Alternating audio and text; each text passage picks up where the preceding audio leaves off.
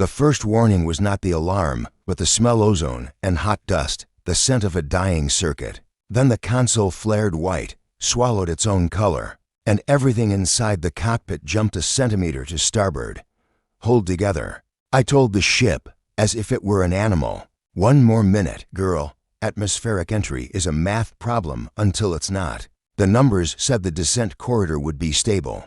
The reality was a wall of interference rising like a mountain under my hull. The slipstream's tail snagged the planet's magnetosphere.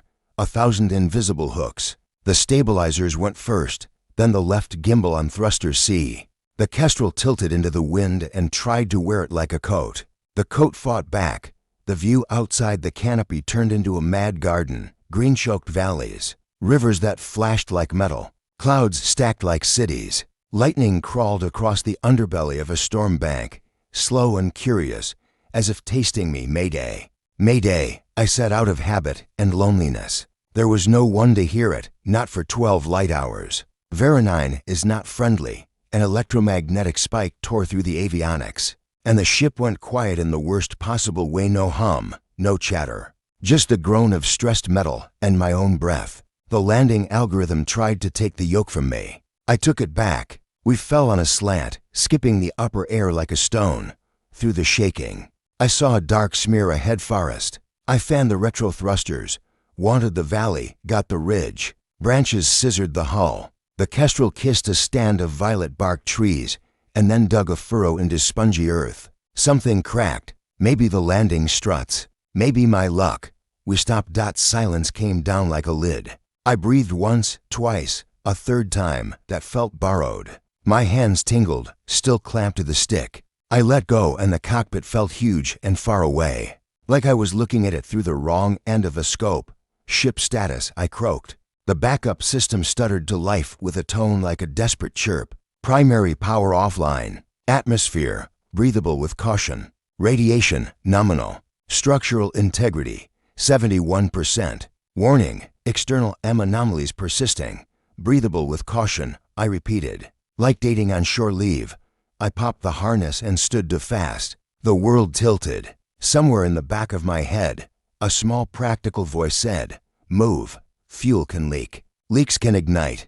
I grabbed the flight bag, the med kit, and the salvage pry. The canopy had webbed into safety fractures but held. I kicked the manual release. It coughed and opened, begrudging as an old door.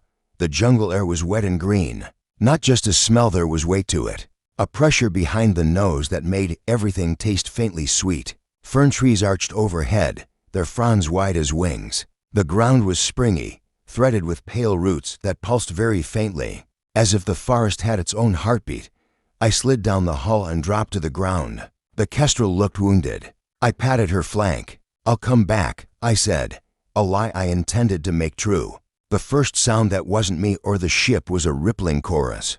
Not birds exactly, but something with a beak and a mind to argue about territory. Then a second sound layered under it, voices. Human timbre, non-human music. They were close. I lifted my hands without thinking. They came from the trees like shadows that had learned to be people. Tall, most of them a head taller than me and long-limbed, with a deliberate grace that spoke of balance and hunting. Their hair ran the spectrum of a storm, black, silver, blue-black with green iridescence. Their skin had that same iridescence, a sheen you noticed only when they turned, and the light made a second person on their cheekbones. Women, all of them. They ringed me with practiced efficiency, a circle at the body lengths, spears that were not quite spears, shafts of dark wood tipped with blades that hummed. A soft subsonic threat felt rather than heard. Their clothes were heavy on ornament, feathers, polished bones, slivers of crystal that shivered with contained energy. Their eyes were the unsettling part, not the color, amber, pale gray, night sea green. But the way those eyes held questions like knives. One stepped forward. The leader, I guessed. Not because she was the most adorned, though she was, but because the others shifted subtly to make room for her decisions. She studied my face as if reading it for text. I tried standard first, calm and slow. "I'm not a threat," her head tipped. She answered in a tongue made of liquid syllables that clicked together at the joints. I caught the structure: subject, verb, inflection for challenge, but none of the meaning. I spread my hands further, showing empty palms. I considered kneeling, rejected it as too submissive, settled for a half bow that kept my center of gravity under me.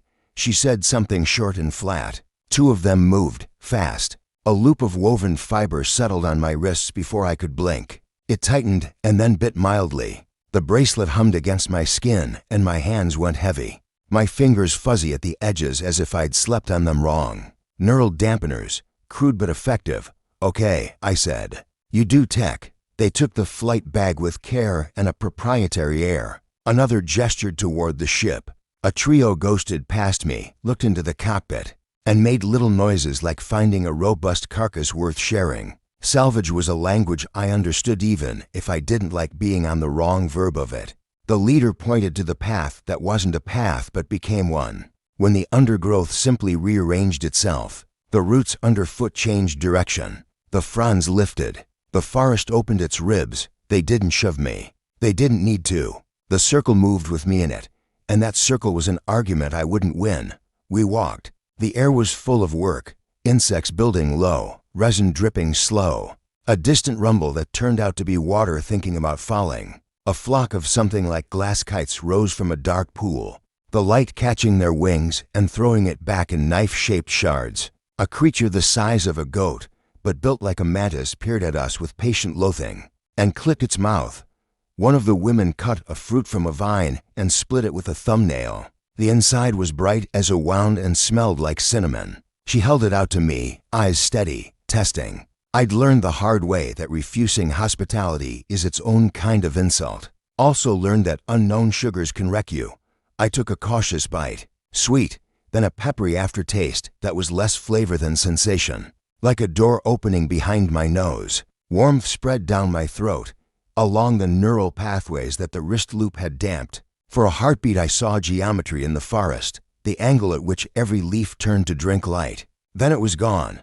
The woman smiled very slightly, like a scribe pleasing a margin with a flourish. I handed the fruit back. She finished it with neat bites and flicked the rind into the underbrush, where something soft and invisible devoured it with a contented sigh. We came to the village without arriving. One step was forest. The next was a plaza ringed by structures grown rather than built, trees braided together, until they decided to be houses. Houses with ribs, ribs that flowered into balconies. Balconies from which watched faces regarded me with the intensity people reserve for flares. And prophecies.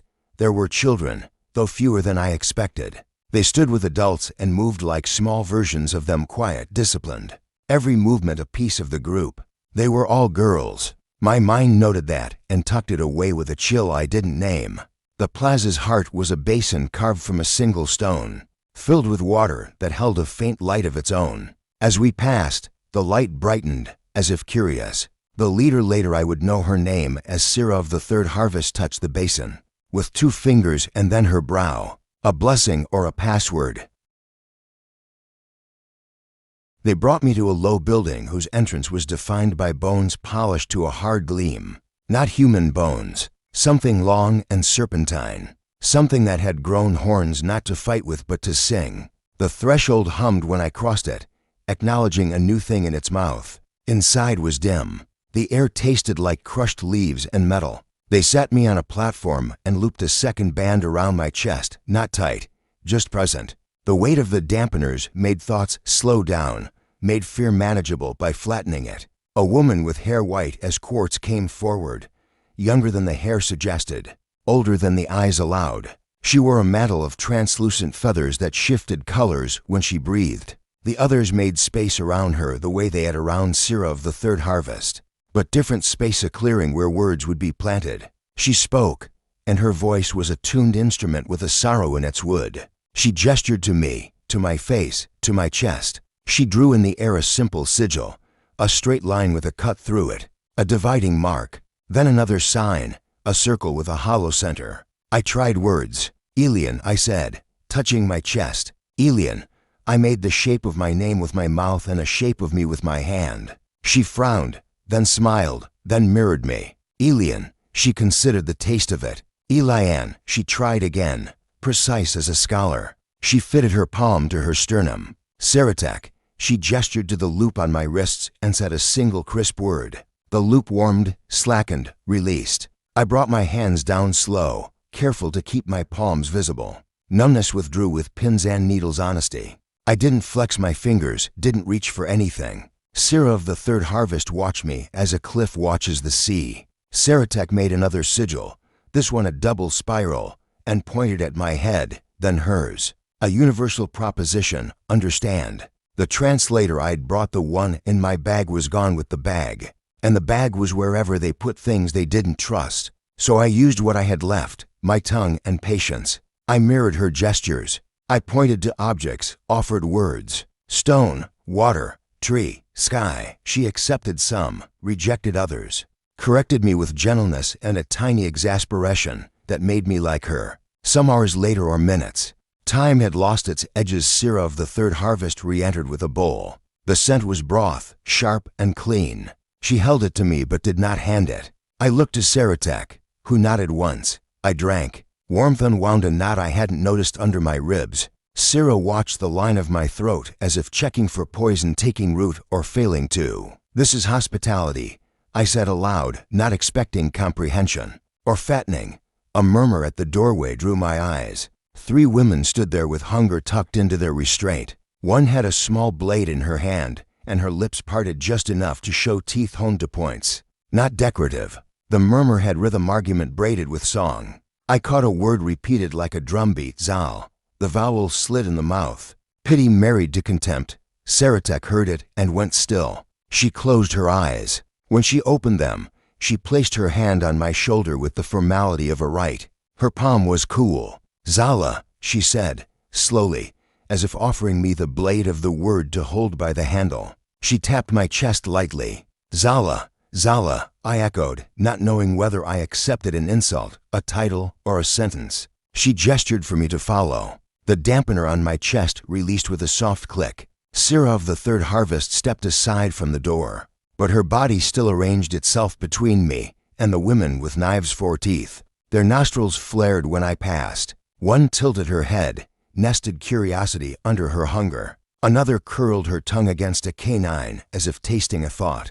Outside, the light had shifted. The forest's day had a second act. The plaza was fuller. Work had become decision. People clustered in chords of conversation. The talks braided toward a central post whose top was split into 3 tongues. Offerings hung from it, reels of fiber, the jawbone of a river beast.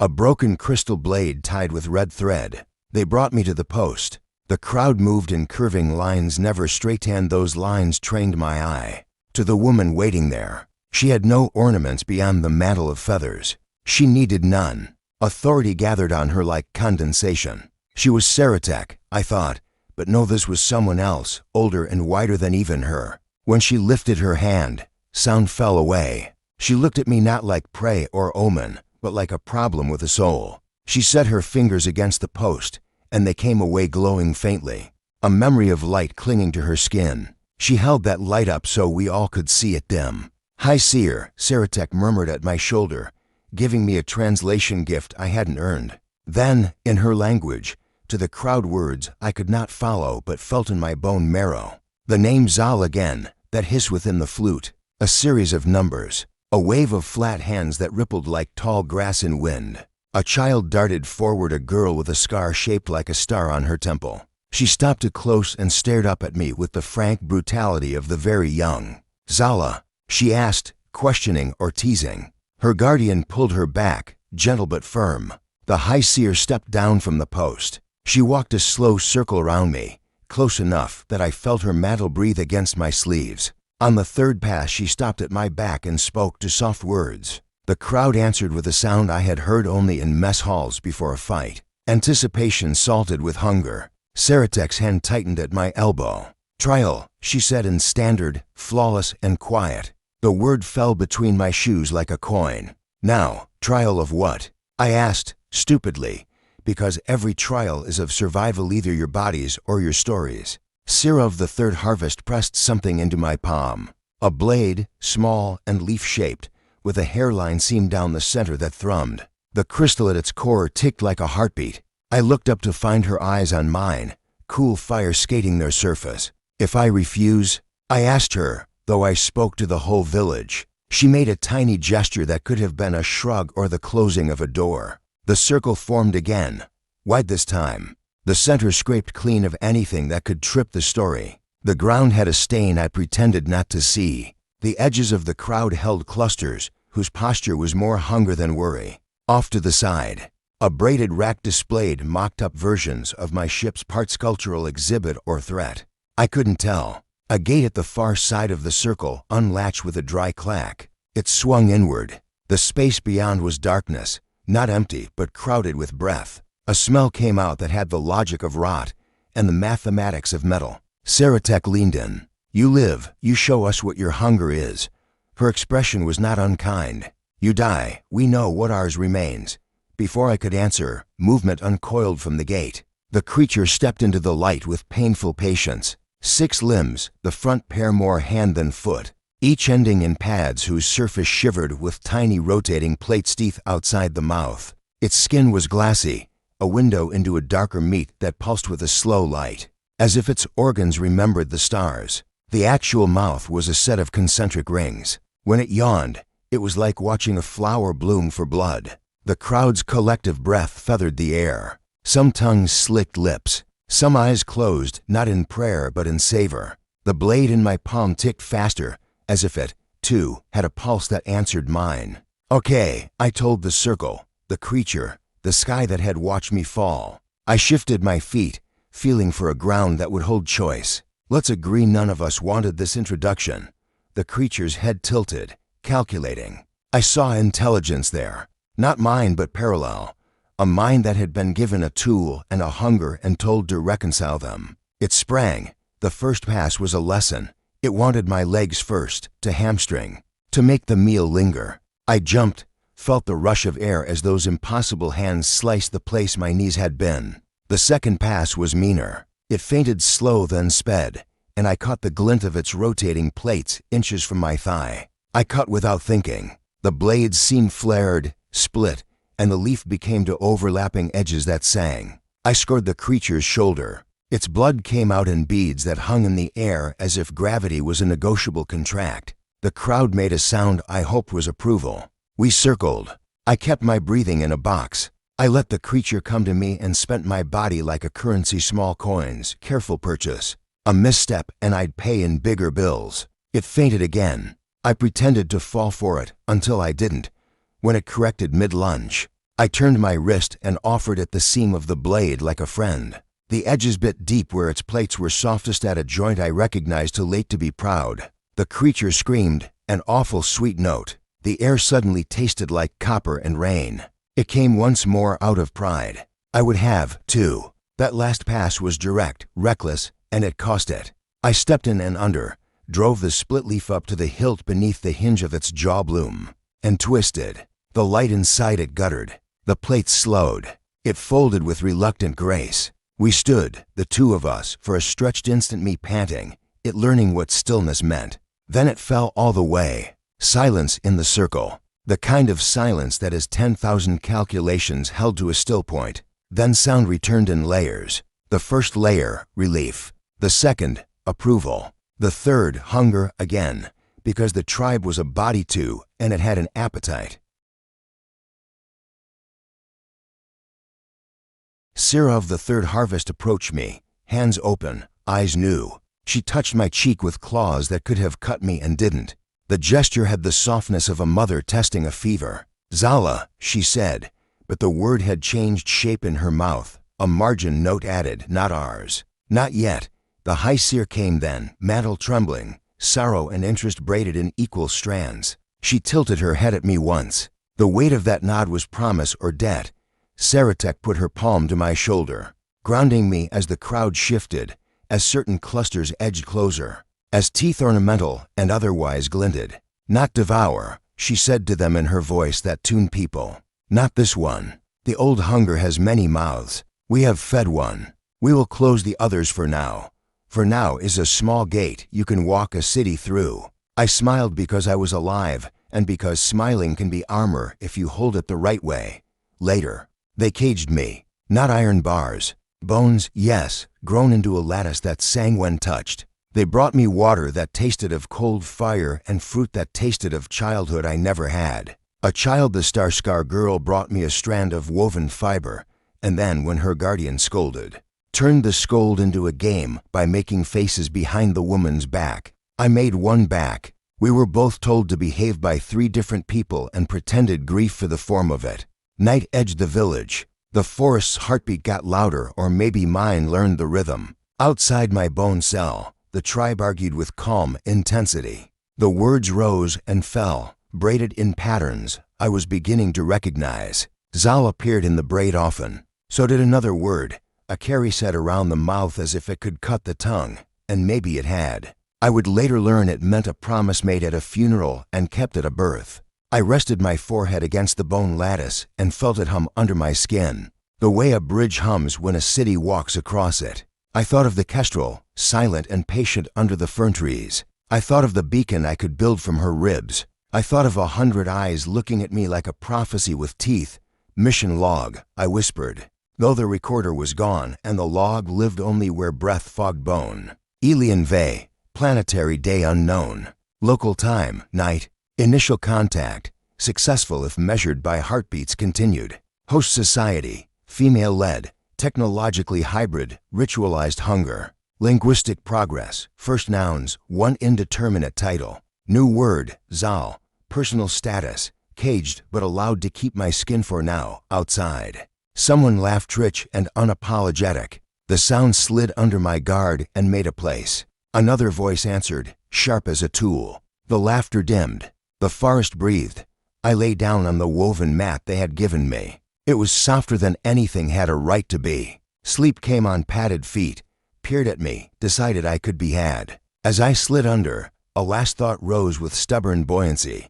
They hadn't seen a man in a long time. 105 years, if I had heard the cadence of numbers right in the High Seer's litany. A century without men. A century to learn a new appetite. And me, a crash-landed correction or a relapse. I slept with the blade under the mat, because whatever I decided later, tonight survival was a short word with only 1 vowel. The tribe sang while I dreamed. The melody had edges. It tasted faintly of salt and metal, and the skin-warm sweetness of fruit. Somewhere in the second verse, someone said my name in their language. They made it sound like a door opening and a warning. Asterisk, the second morning in the bone cage smelled of smoke and wet stone. Not ship smoke, no burnt wiring. No acrid coolant, but wood mixed with a resin so sharp it stabbed the sinuses. It came from braziers the women tended around the plaza, thin trails curling up to the canopy, painting the air with invisible patterns. They wanted the smoke to do something, purify, summon. Warn, I didn't yet know which lessons in language Eretic returned at dawn. She carried no spear, no mantle, only a small bowl and the patient severity of a teacher. She placed the bowl inside the cage, nudged it toward me with her foot. Inside was a paste the color of storm clouds, flecked with green heat. She said in rough but deliberate standard. I hesitated. She noticed, of course. She always noticed, not poison, she added, then tapped her chest. Saratech, give word. Her eyes were merciless but not cruel. The eyes of a surgeon before a cut.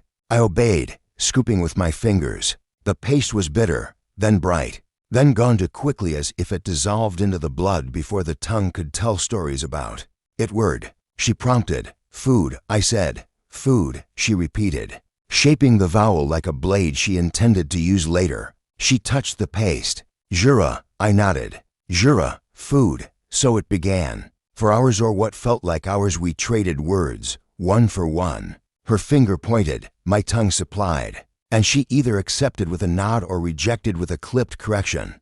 Tree, leer, water, kala, sky, sile. When I pointed to myself, Elian, she didn't repeat. She stared, lips parted slightly, then answered in her tongue, Zal, the word again. That hiss in the center, the word the crowd had chanted. Zal, I echoed reluctantly. What does it mean? She tapped my chest with 2 fingers, not gently.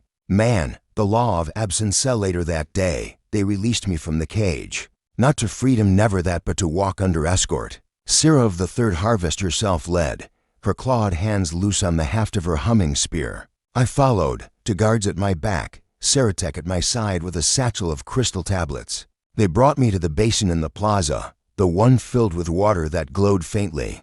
Today the whole village gathered around it. From balconies, from braided bridges, even from the high fronds of trees they watched. The high seer stood by the basin. Her mantle today was not feathers, but layered veils of fiber that shimmered like oil. She looked like a storm in the act of choosing where to fall. Saratek pushed me forward. The high seer raised both hands and silence struck. Then she spoke, slow, rhythmic. Every word landed like a drumbeat. I caught fragments, enough to sketch meaning. Zal, 105 years, blood, culling, law, the crowd murmured, answering in antiphonal waves. I watched their faces, some solemn, some hungry, some unreadable masks polished by ritual. The seer lifted a small crystal, no larger than a fingernail, set it on the basin's surface. Instead of sinking, it floated, burning from within. Images shimmered in the water, fuzzy at first, then cruelly clear. Men. The same iridescent skin as the women, the same gem-bright eyes, but their faces contorted, lips pulled back from sharpened teeth, their hands dripping with blood not their own. Children running, women fighting them with spears and flame, a man tearing into another man's neck as if it were a meal. I staggered back, bile in my throat. Saratek's voice near my ear. 105 years ago. The sickness of blood, men changed. First hunger, then madness, then killing. She gestured at the images. Not disease, not plague, something. Inside, old, woke. The high seer continued her chant. The crowd echoed. Saratek translated in whispers, not for my sake alone, but to test my understanding. They killed their sons, their fathers, their mates, ate their own. She tapped her own chest. Her people ended them. Every one. Burned the seed. Buried the hunger. Made law. The basin showed the aftermath. Rows of pyres, women standing grim, their faces lit by fire. Then vaults of crystal wams, humming faintly, where embryos floated without fathers. The village reborn from glass and science. No men, Saratek said simply. Never again. And then, softer, until you. The divideth assembly split like a wound. Half cheered the law, pounding their spears into the ground. Half hissed and muttered, eyes flicking toward me with open hostility. One woman stepped forward from the hostile side. She was young, her jaw sharp, her eyes burning. She shouted words that needed no translation. Consume him. The word rippled outward. Others took it up. Consume. Consume. My stomach turned to iron. Another group countered with different cries. Prophecy. Starborn. Keeper. The plaza became a storm of argument. The high seer did not stop them. She let the sound rise and clash, like flint striking steel. Finally, she cut the air with her staff. Silence obeyed. She pointed at me, then to the sky, then to the basin. She spoke one word with terrible weight. Trial. Saratek's hand closed on my arm, steadying. They cannot agree, so you must prove, not by words, by survival. Again, I whispered, half to myself, survive or be supper. Her mouth twitched something between pity and grim amusement. Yes, the law of absence demands. Nightfall in the cage thee returned me to the bone lattice as the sun bled violet through the canopy. The village quieted, but not completely. I heard low arguments, chants, whispers, laughter that was too sharp to be safe. Children peeked at me from behind their guardians' skirts, whispering Zal like it was a story come to life. One brave girl, the Skarstar child, slipped close enough to poke the cage and giggle before she was yanked away. I sat with my back against the lattice, the crystal blade from the trial still hidden beneath my mat. My thoughts circled the basin's visions, men tearing their families apart, their eyes full of blood and hunger.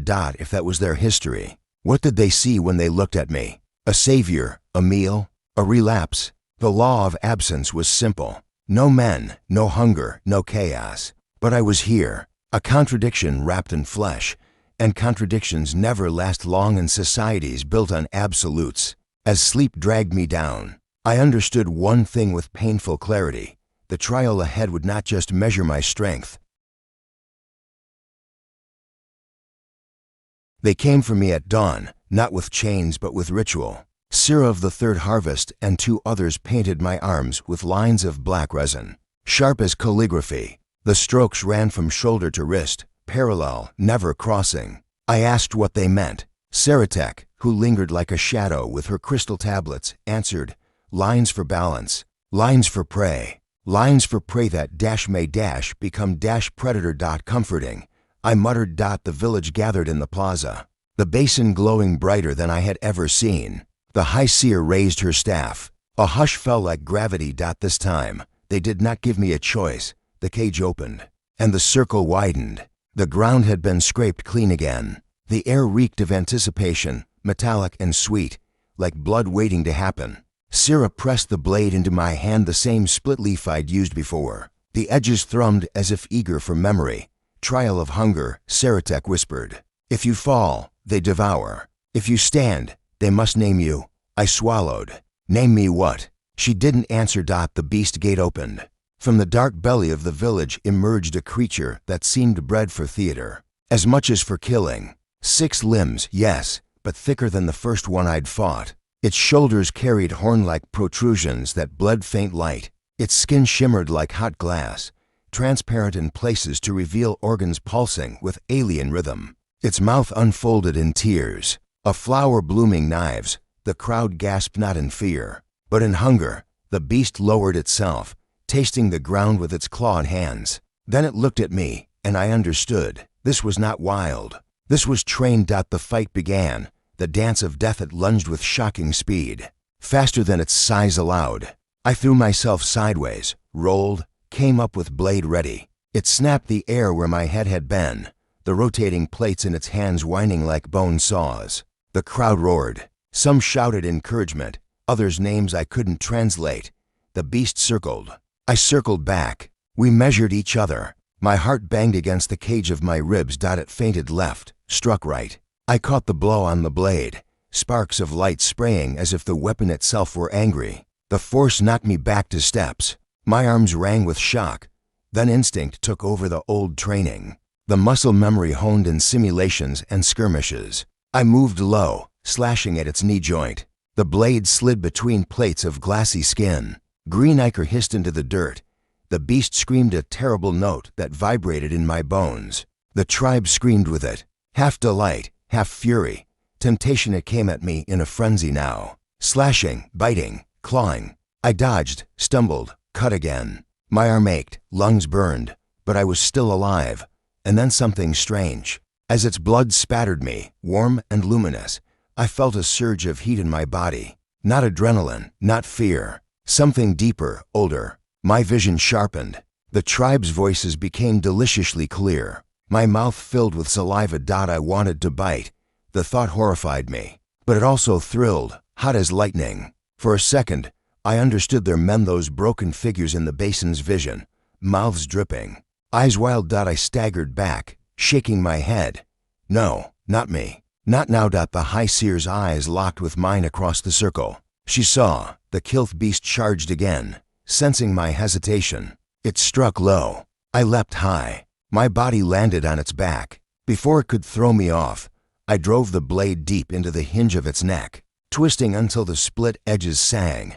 The light inside its organs sputtered. Its legs buckled. It collapsed into the dust with a shudder that cracked the ground. Silence. Then an explosion of sound, cheers, chants, cries of rage and worship all tangled together. The beast twitched once, then stilled. I climbed off, staggering, covered in ichor that glowed faintly in the shadows. The High Seer raised her staff. "Zal," she cried. The word echoed, picked up by dozens of throats, shaking the air like thunder. But not all voices joined. Some whispered a different word. "Consume." The feast Debatati dragged the carcass aside. Fires lit. Women tore strips of its glowing flesh, roasting them over crystal braziers. The scent was intoxicating, sweet, savory, dangerous. I was forced to sit on a raised stone. The tribe rayed around me. The High Seer spoke, arms spread, her voice rising and falling like a storm tide. Saratek translated in clip fragments. "You fought. You killed. You lived. You showed hunger." I stiffened. She saw. "Yes," Saratek said grimly. "When blood touched you," the seer continued, Now the tribe decides, eat you or crown you. The words struck like a blow. Round the fire, arguments flared. Some licked their fingers with pointed tongues, their eyes fixed on me. Others shook their heads, whispered about prophecy, about omens, about futures not yet written. Sira of the third harvest stood close, her spear lowered but ready. She was protector or executioner, depending on which way the vote turned.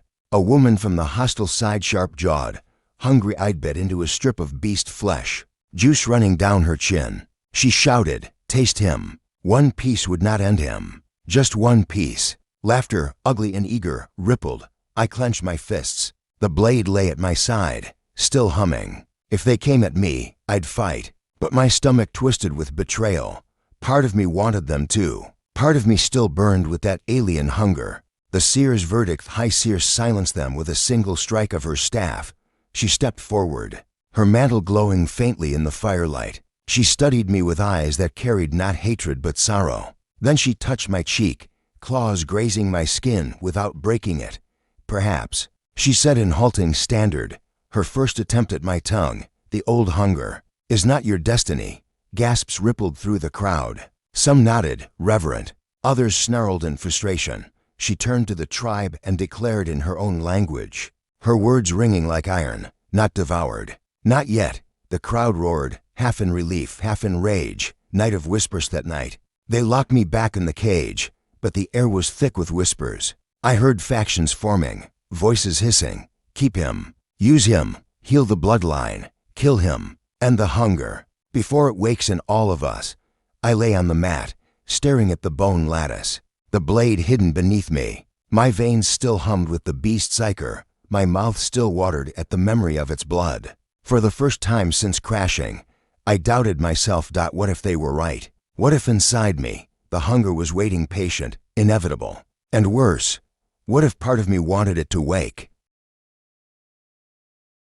I worked by moonlight, the pale twin moons of Veronine, one veined with crimson, the other milky as bone. The village had retreated to its woven homes, though voices still echoed in the canopy, arguments, prayers, whispers with teeth. Inside my cage, hidden under the mat, lay the guts of my ship I'd managed to salvage, a cracked comms ray, a shard of power crystal, a strip of conductive vine that hummed faintly when bent.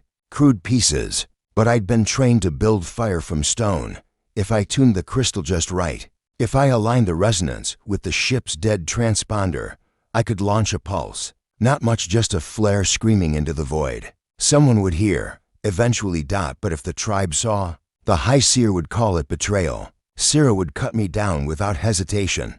I worked anyway. My hands were steady, though my mouth still watered from the trial's blood-slick memory. The blade lay beside me, its seam ticking faintly in rhythm with my heart. When the device sparked and flared, a brief spear of light shot skyward, piercing the canopy, punching into the stars. My chest tightened. Relief or regret? The beacon was lit. Now the question was, what would come first, rescue or judgment? The gathering at dawn. They brought me not to the cage but to the plaza. The entire tribe was there, hundreds of women perched on balconies, crouched on branches, standing in the dust. The basin glowed brighter than ever, its water alive with shifting light. The High Seer stood at its edge, mantle heavy with gems that throbbed faintly, as if alive. Her staff crackled with restrained power. Beside her, Saratek clutched her tablets, eyes sharp and sorrowful. Sira of the third harvest led me forward. This time her spear wasn't lowered. It was ready. Protector or executioner, it no longer mattered which. The seer lifted her staff. "Zal," she called, her voice resonant. "Man of stars, hunger walker, survivor." The crowd murmured, the word rolling like a storm. "Zal, Zal, Zal," she continued, switching between her tongue and shards of mine. "Law is clear. 105 years, no men, no hunger, no chaos." She gestured at me, her eyes burning. "But prophecy speaks. Star-born man. To end us or to lead us." The tribe erupted. Some shouted for my blood, others for my seed. Some clapped their hands like worshippers. Others licked their lips like predators. I stood at the center of the storm, mute, waiting for the blow to fall. The choice presenteth. Seer struck her staff against the basin. The water rose into a column, swirling with visions, the tribe's past, their pyres, their vaults, their long survival. Then new images, wild and shifting, me, standing beside the tribe, leading them into strange cities under alien suns. Me, devoured on an altar, my bones feeding the soil. Me, fathering children with eyes too bright, teeth too sharp. Me, alone, walking into the jungle until the roots swallowed me whole.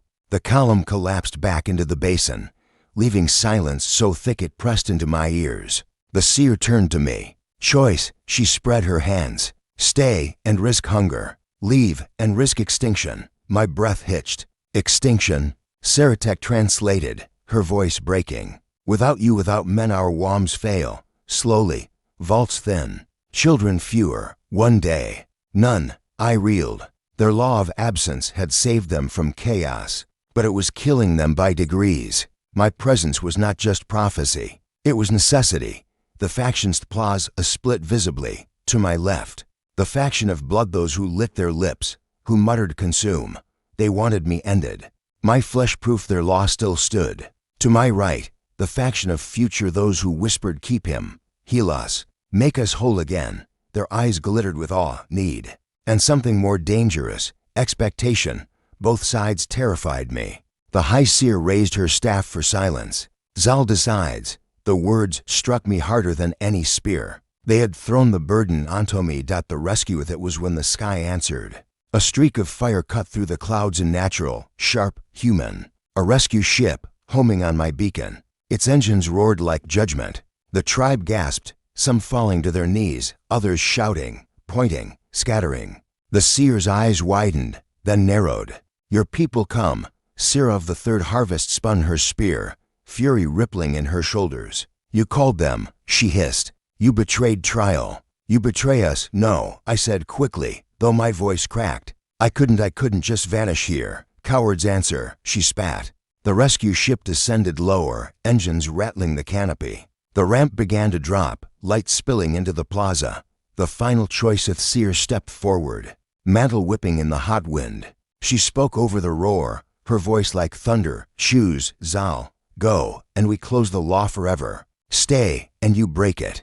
No middle path. The tribe screamed around us, divided, desperate. Some clawed at me to keep me. Others raised weapons to strike me down before the ship could take me. I stood frozen, the blade in my hand, the anchor still singing in my blood. My heart split between two futures. To leave was safety. I would be a man again among my kind, but I would condemn the Zeri to slow extinction. To stay was peril. I might become savior or relapse into the very hunger they feared. Perhaps both. The rescue ship hovered above, waiting. The tribe closed in, waiting. The seer's staff burned with light, waiting. And me, Lianvei, commander, survivor. Crash-landed, man trembled with the realization that either way, I had already been devoured. Not in flesh, in destiny.